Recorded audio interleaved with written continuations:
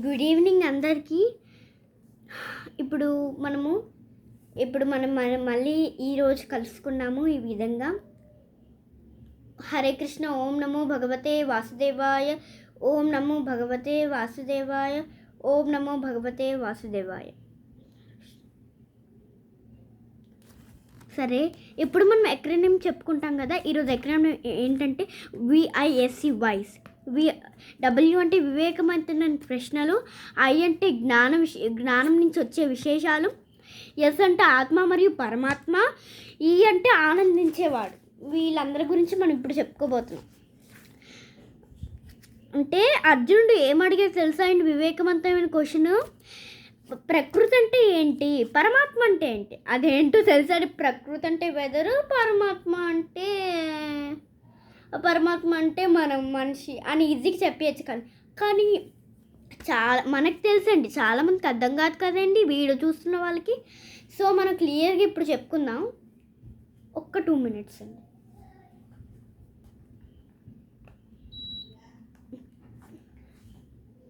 AG ఆపుతున్నాను అనమాట. ఇప్పుడు దాకా వేసుకున్నా ఉక్కబెట్టేసిందని మళ్ళీ వేసుకోవాలి కొంచెంసేపు పోయిన తర్వాత. సరే, అంటే అర్జునుడు శ్రీకృష్ణుడిని, అంటే ఇప్పుడు మనం ఈరోజు వీడియో 15 minutes చెప్పుకుందాం.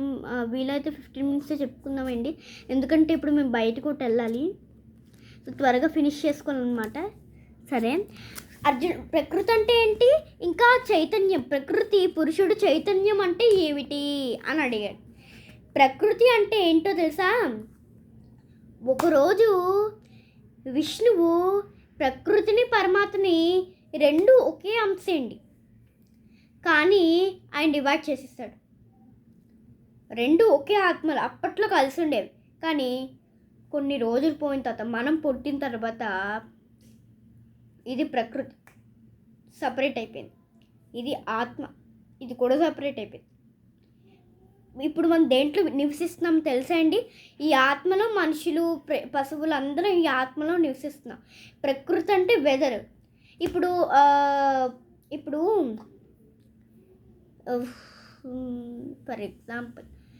ఫర్ ఎగ్జాంపుల్ మీకు ఏదైనా ప్రమాదం అయ్యింది అనుకోండి, లెగ్ యాక్సిడెంట్, ఏదో కార్ యాక్సిడెంట్ ఏదో అయింది అనుకోండి మీ ఫ్యామిలీలో. ఫర్ ఎగ్జాంపుల్, తప్పుగా అనుకోకండి, ఎగ్జాంపుల్ చెప్తున్నాను. అంటే అనుకోండి, అప్పుడేమో అది ఎవరు చేశారండి? పరమాత్మ చేయలేదండి. పరమాత్మ చెప్తే ప్రకృతి చేసిందండి. మనకి తప్పే కదా అండి. కానీ మనం ముందు జన్మలో చేసిన కర్మలు మనకి ఈ విధంగా వస్తున్నాయి, కానీ మనం దాన్ని మార్చుకోవచ్చండి. ఇప్పుడు ఆ నిమిషం ముందు మనం పుణ్య ఫలితాలు చేస్తే మనం మార్చుకోవచ్చు. సో అట్లా అంటే ప్రకృతి, నాకు పళ్ళు ఇరిగాయి కదండి, ఈ పళ్ళు ఇరిగాయి కదండి, అది కూడా నేనేం చేయలేదండి, ప్రకృతి చేసింది.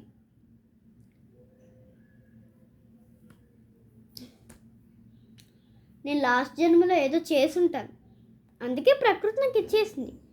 అందుకే నేనేం సాడ్గా ఫీల్ అవ్వను. అంటే ప్రకృతి ఏదైనా టైంకి చేస్తుంది.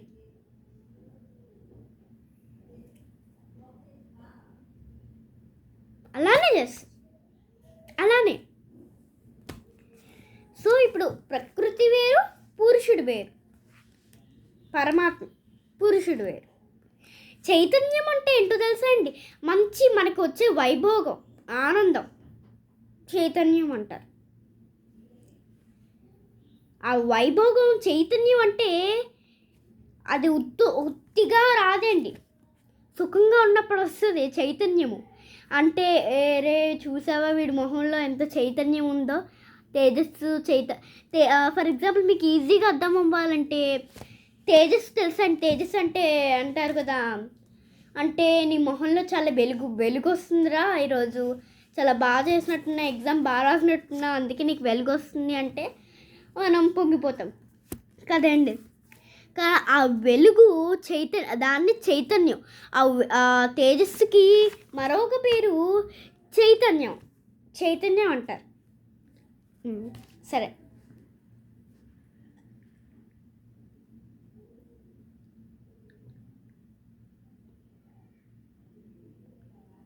సరే పదండి.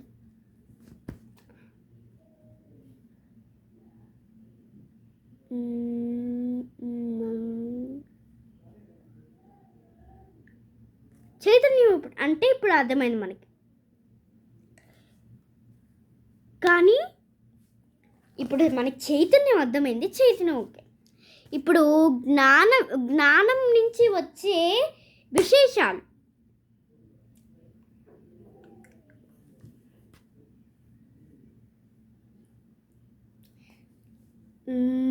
జ్ఞానం నుంచి వచ్చే విశేషాలంటే ఏంటో తెలుసా అండి?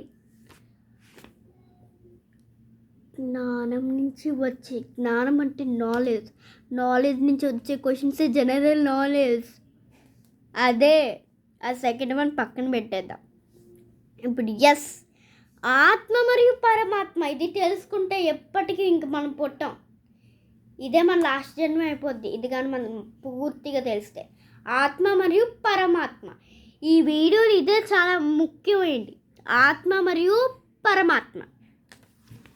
ఆత్మ పరమాత్మ అంటే ఆత్మ అంటే ఏంటి, పరమాత్మ అంటే ఏంటి? ఆత్మను మనము కర్మలు చేసిన మనము ఇది ఆత్మ. పరమాత్మ మళ్ళీ కర్మలు చేయదు. పరమాత్మ ఏం చేస్తుందో తెలుసా అండి? పరమాత్మ అసలు ఎవరో తెలుసా అండి మీకు? శ్రీరాముడు, శ్రీకృష్ణుడు వీళ్ళు అండి పరమాత్మ. ఆత్మకి పరమాత్మకి డిఫరెన్స్ ఏంటో తెలుసా అండి? వాళ్ళు చేసే కర్మలు. శ్రీకృష్ణుడు ఒక్క కర్మని చేశాడండి. అప్పుడు దొంగతనం చేస్తా అనుకుందాము. దొంగతనాలు అసలు ఆయన డబ్బులేం దోచలేదు, వైభవం ఏం పొందలేదు. మళ్ళాగా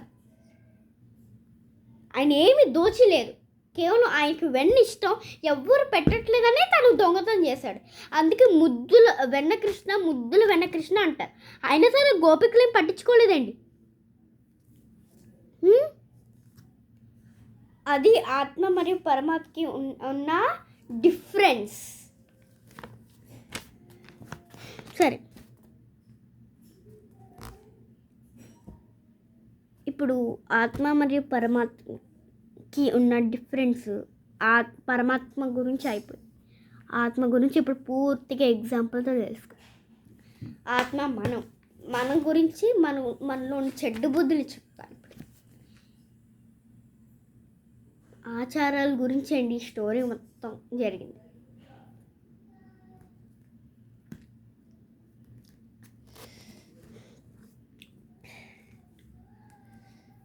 ఆచారం ఏంటో తెలుసా?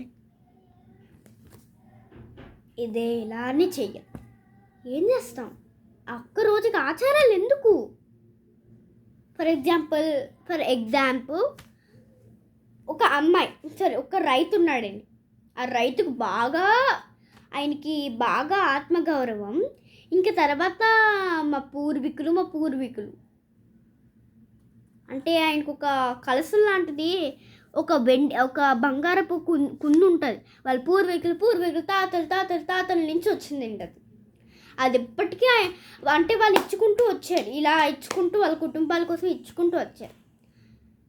ఆయన దాన్ని ఎప్పుడు ఏ పూజ చేసినా సరే దాంతో చేసేవారు. ఆ దీపంతోనే పెట్టేవారు. దీపం ఆ కుందుతోనే, బంగారం కుందు కదండి.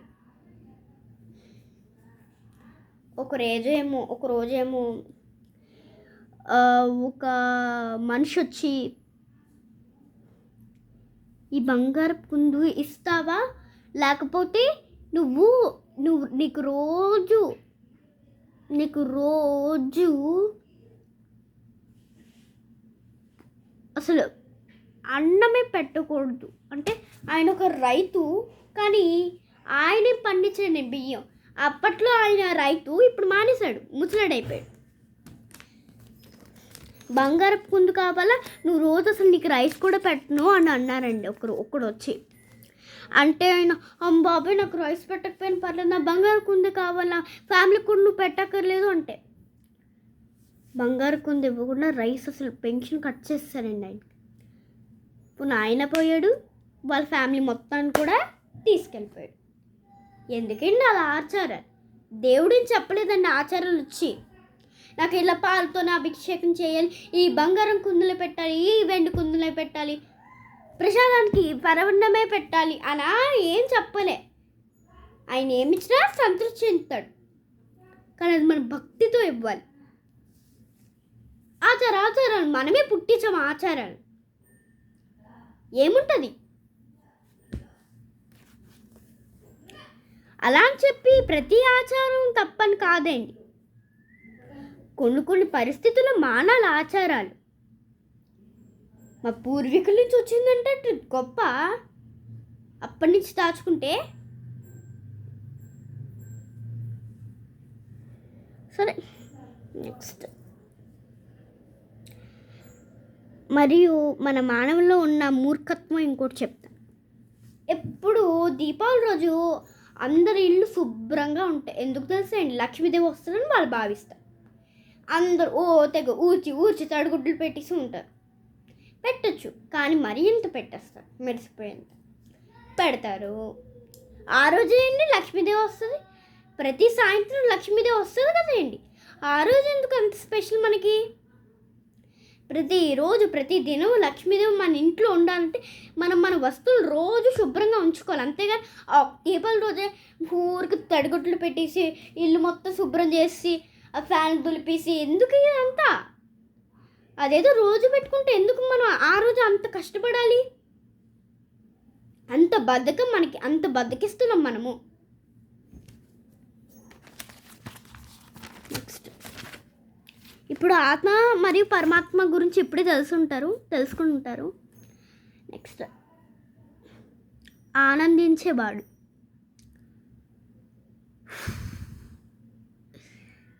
ఇది కూడా కొంచెం మీకు ఇంపార్టెంట్, అందరికీ ఇంపార్టెంట్. ఇది కూడా మీ అందరికీ, మా ఫ్యామిలీకి కూడా ఇంపార్టెంట్, అందరికీ. మా అమ్మ, మీకు తెలుసా అండి, మా అమ్మమ్మ నానమ్మ ఇద్దరు ఉంటారండి మాకు. ఆచారాలు ఈ కుందే పెట్టాలి, ఈ వస్తువే పెట్టాలి అని అంటారు. కానీ వాళ్ళు మంచోలే అండి. పాపం వాళ్ళకి తెలీదు, వాళ్ళ పూర్వీకులు అలా అలవాటు చేశారు. వాళ్ళకి తెలీదు, వాళ్ళు మంచోలే అండి. తప్పుగా అర్థం చేసుకోవద్దు, వాళ్ళని చాలా మంచోళ్ళు. కానీ ఆచారాలు కొంచెం గట్టిగానే చేస్తారు. సరే, ఇప్పుడు ఆనందించేవాడు. పక్కింటోడు ఆనందిస్తే మనం చూస్తూ ఊరుకోలేం కదండి. చాలామందికి అదే బుద్ధి. పక్కింటోడు సుఖంగా ఉంటే మనం ఎంత సుఖంగా ఉన్నా సరే మనకి చాలా బాధ వచ్చేస్తుందండి. ఫర్ ఎగ్జాంపుల్, పక్కింటోడు మంచి కారు కొనుక్కున్నాడు, మంచి వైభవం. అంటే ఫర్ ఎగ్జాంపుల్ మీకు అది కాదండి ఎగ్జాంపుల్.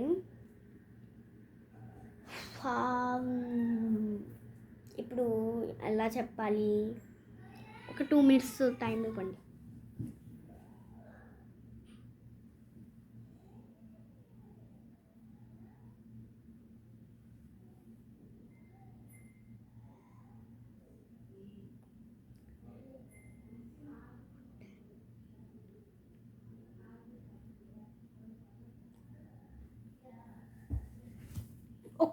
ఒక్క వన్, ప్లీజ్ ఒక్క వన్.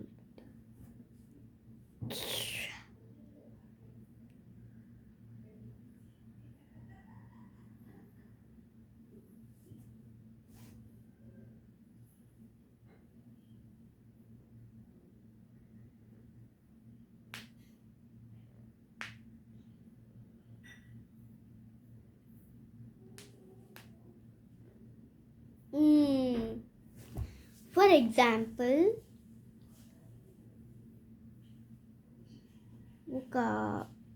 ఒకడు ఉంటాడండి. ఒకడేమో రామపురానికి చెందిన ప్రెసిడెంట్, ఇంకొకడేమో కాశీకి చెందిన ప్రెసిడెంట్. అలా అనుకుందాం. రామాపురానికి చెందిన ప్రెసిడెంట్ ఇద్దరు మీడియం విలేజెస్, పెద్దది కాదు చిన్నది కాదు. ఈ స్టోరీలో అయితే రామాపురం ప్రెసిడెంట్ దేవుడు వచ్చి రామాపురం ప్రెసిడెంట్కి ఒకటి చెప్తాడు, నీకు నువ్వు ఒక్క కారు కోరుకుంటే నీ పక్క ఊరోడికి 2 కార్లు వచ్చేస్తే నువ్వు ఒకటి కోరుకుంటావు, ఇంకోటి వస్తుంది, అలా అంటాడు. అప్పుడేమో సరేలే ప్రభు ఏం చేస్తావు అంటాడు పక్క ఊరోడికి. ఆ ఫస్ట్ ప్రెసిడెంట్ ఏమో, రామాపురం ప్రెసిడెంట్ ఏమో ఒకటి కూరుకుంటాడండి, నాకు 10 మా ఊర్లో 10 పెట్రోల్ బంకులు నా ఖర్చు లేకుండా స్వయంగా రావాలి అని అంటాడు. పక్క ఊరికి స్వయంగా కాశీకి వెళ్ళి చూస్తే ఎన్ని తెలుసా అండి, 20 పెట్రోల్ బంకులు ఉన్నాయి. అలా అని చెప్పి మా ఊరోళ్ళకి అందరికీ ఒక్కొక్కను పోవాలి అని అనుకుంటాడు, ఒక్కొక్క కాలు పోవాలి అని కోరుకుంటాడు.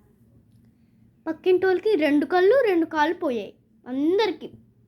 అప్పుడేమో అందరు ఆ ప్రెసిడెంట్ ఏమో కుంటుకుంటూ ఇలా చూస్తూ ఇలా కుంటుకుంటూ వచ్చి ఆ కార్కి చూస్తాడండి.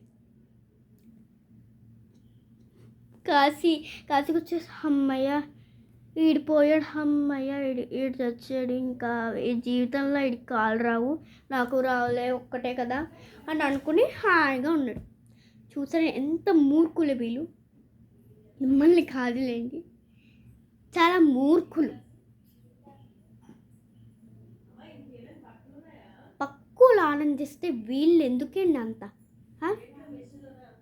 ఏమైపోద్ది వాళ్ళకి 2 కార్లు 20 పెట్రోల్ బంకులు వస్తే ఏం గొప్ప? ఏదో రోజు కాల్ చేసి బూడిదైపోద్ది, ఎందుకంత? రోజు నిలుస్తాయా? ఉన్నంతలో ఉండాలి, అందుకే చెప్తారు పెద్దలు, అది ఆనందించేవారు. సో ఈ చాప్టర్లో కంప్లీట్ చేసుకుందాం. హరే కృష్ణ. ఓం నమో భగవతే వాసుదేవాయ, ఓం నమో భగవతే వాసుదేవాయ, ఓం నమో భగవతే వాసుదేవాయ. జై శ్రీకృష్ణ. మళ్ళీ రేపు 14 చాప్టర్తో కలుసుకుందామండి. బాయ్.